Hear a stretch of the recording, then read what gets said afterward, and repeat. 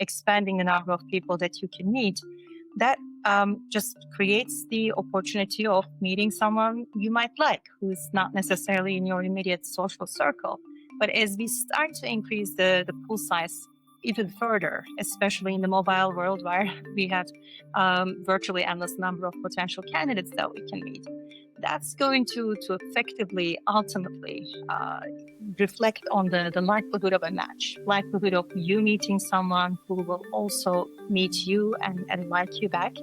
And as a result, actually increasing the pool size can have a negative impact on the match likelihood or the likelihood of finding and forming a positive relationship. Welcome to The Ripple Effect, the podcast that takes you on a journey through the minds of Wharton faculty. I'm your host, Dan Loney, and in each episode, we'll be diving deep into the inspiration behind the groundbreaking research that Wharton professors have conducted and exploring how their findings resonate with the world today. In the digital age that we live in, even dating has found its place with various websites for people to potentially connect in a way different than maybe historically we know that it has been the case. But how have those sites impacted things like marriages and the outcomes of those unions? Wharton professor Pinar Yildirim has been part of a group researching these components in a brand new study just released, and she joins us right now. Pinar, great to talk to you again. How are you? I'm great, Dan. Thanks for having me. Just in general, these sites are obviously growing in usage. So understanding the types of impact that they are having, that's a very important component, kind of a logical next step to understand just how much impact they're having. Yes, absolutely. The impact of online dating apps, online dating platforms have been massive if you look at the technologies through which people meet. In fact, if you were to just go back about 20 years ago, online dating apps would be considered pretty much a stigma. Fast forward another 10, 11 years, around 2011, online dating platforms have taken over as the majority way through which people meet and couples are formed. In fact, in the United States today, about 50% of couples are formed through online dating platforms. So it's important to understand the effects of these platforms on especially how relationships are formed and how the relationships might come to an end. So take us through the research and how you kind of went about it. So yeah, I mean, we got curious naturally about the effects of these platforms on what kind of relationships are formed, what its impacts, the platform's impacts are on marriage and divorce rates, as well as some health outcomes. We collected data from majority of the online dating platforms going back to about 2002. Again, focusing first on the platforms that might have primarily operated through desktop, and then later on focusing on the mobile platforms, mobile apps. How important is it to make that differentiation between what we saw maybe 2 decades ago when we were basically living on our computers, but it was a desktop, to now where we are, where the digital, our smartphones are so important to us in our lives? It's important because we have seen significant changes as we went from the desktop platforms to mobile phones, where we have a very limited small screen. And I think the important question one needs to ask is, especially compared to the offline methods of dating, how did these new technologies change the way people interact with each other? And how does the desktop version of desktop technology of meeting others differ from the mobile technology of meeting romantic partners? And from an economic perspective, we have we have identified at least 3 ways through which we can think of these technologies to differ from the offline world. Of course, one is the sort of the size of the pool of individuals that you might be able to reach out to through these platforms relative to the offline world. If you're only constrained in terms of meeting others in real world, that's going to reduce the number of people that you could interact with and the types of people that you can interact with. You typically will be, or you'll be much more likely to meet individuals who might be nearby you and who might be much more similar to you. Whereas, of course, with the desktop platforms first and later on with the mobile apps, we have dramatically expanded the pool size of whom we can meet and Right. the number of people we can meet. And it has both positive and negative effects. On the one hand, of course, expanding the number of people that you can meet, that just creates the opportunity of meeting someone you might like, who's not necessarily in your immediate social circle. But as we start to increase the pool size even further, especially in the mobile world where we have virtually endless number of potential candidates that we can meet, that's going to effectively, ultimately, reflect on the likelihood of a match, likelihood of you meeting someone who will also meet you and like you back. And as a result, actually increasing the pool size can have a negative impact on the match likelihood or the likelihood of finding and forming a positive relationship. Its second factor is, of course, the noise or the potential information that you can identify about the individuals that you are meeting with.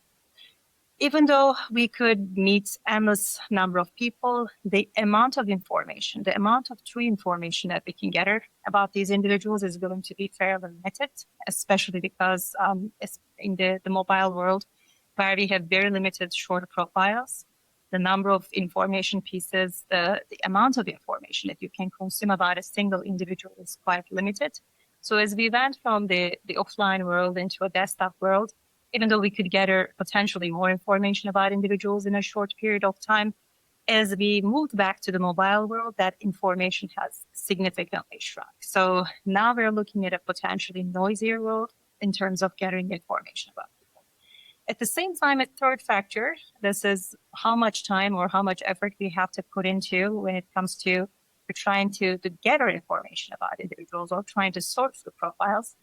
In real life, if you wanted to meet, 10, 20 people in a single day, that would be a very costly thing to do, going, meeting, exerting effort to get to learn about these individuals.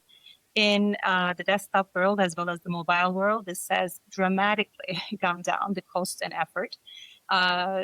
In fact, in mobile world, of course, this has simply became a finger act, just a simple swipe of trying to interact and learn about profiles. So those factors play a role when it comes to shaping relationships. And that's one of the things that we try to address in our. And so it's important, obviously, when you're trying to meet somebody, is you want to get to know them as well as you can. And part of getting to know them are kind of their behaviors. And I'm wondering if people's behaviors, when you go from the desktop to the mobile, have kind of advanced or adjusted as we've moved through the years as well. So people's behaviors might have changed, and it might have changed in response to a number of different factors. Of course, the design of these platforms have changed as we moved from desktop to mobile. In the desktop era, we have seen much more information. When you looked at the profiles, typically you had many different pieces of information where people could write long essays about themselves, go into details about their personality, what they are looking for. And that created perhaps a more information-full environment. That might have changed how you interact with someone. If you can read and if you can learn a lot about somebody, of course, you might be much more likely to go into maybe an interaction because you feel more comfortable. In the mobile world, now our attention was simply confined to this small screen that we have. And whatever we could consume in that small screen was practically the information that these apps demanded from us. They did not give the opportunity to consumers, or they did not necessarily ask consumers to fill in these very long profiles about themselves. They made it easier for people to easily look at profiles, but at the same time, that reduced the amount of information that one can present about themselves. So as a result of that, you will expect, it's normal to anticipate that the interactions between individuals are naturally going to change. And in the mobile world, it might have disproportionately focused on some of the small pieces of information that became a little more salient.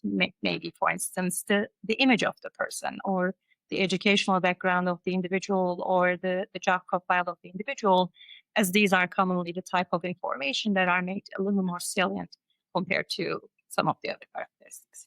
Is there a difference then in the behaviors when you're talking about who you're connected with, the sex of the person you're connecting with, male versus female? In terms of the behaviors or the interactions, the outcomes that we can observe, we do not have data on the gender of the individuals. What we know is that when we look at just purely usage, we are able to observe that there are disproportionately more males on dating platforms compared to females, almost an 80-20% ratio. And this is something that, again, when you look at least the anecdotal studies and evidence, you will typically see these statistics also confirm.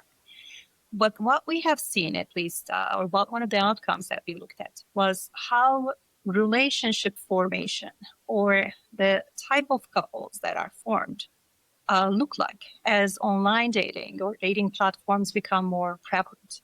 So we looked at, for instance, the idea of a female and a male, again, in a heterosexual couple, how the characteristics of the husband and how the characteristics of the wife look like in regions where online dating was much more prevalent. And one of the things that we have seen was that despite the fact that over many, many decades, we have seen increasing examples, increasing evidence of sorting in marriage formation. What do I mean by that? We have seen over the years more and more marriages where the wife and the husband would have similar educational profiles. Right. They would have also more similar employment profiles. For instance, more and more couples would be both employed.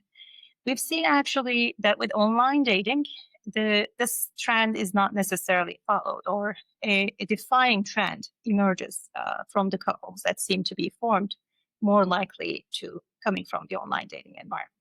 What do I mean by that? We have seen lesser sorting in education, where women seem to now be more comfortable marrying individuals who have lesser education than them, lower, maybe a degree lower. And we have seen also more and more formation of couples where both parties are not necessarily in labor force. We do see fewer dual earner couples coming out of the dating profile. So that reflects a degree of asymmetry between the experiences of men and women, even though we do not observe exactly how these differences are reflected when individuals are engaging with others on the dating platform. So having done this research now, is there kind of a next logical step that you would like to take this research going down the road? So there are many questions that we still don't have answers to. We have answers to some questions about marriage. We have answers to some questions about the sort of potential health outcomes. For instance, we observe that, especially in the mobile era, marriages are declining in regions where online dating has become more prevalent. And partially as a result of the declining marriages, we also know that we've also seen that divorces are declining. That was not necessarily the case when we looked at online dating in the desktop era. In the early days of online dating, it seems like there are disproportionately more older users who seem to be driving higher levels of divorce. So what we would like to understand in some sense is this, for instance, decomposing this effect of declining marriages. What does that really mean? Do we see potentially a delay in the marriage? Do we see couples becoming maybe more skeptical of getting into a marriage or forming relationships that may not necessarily result in a marriage?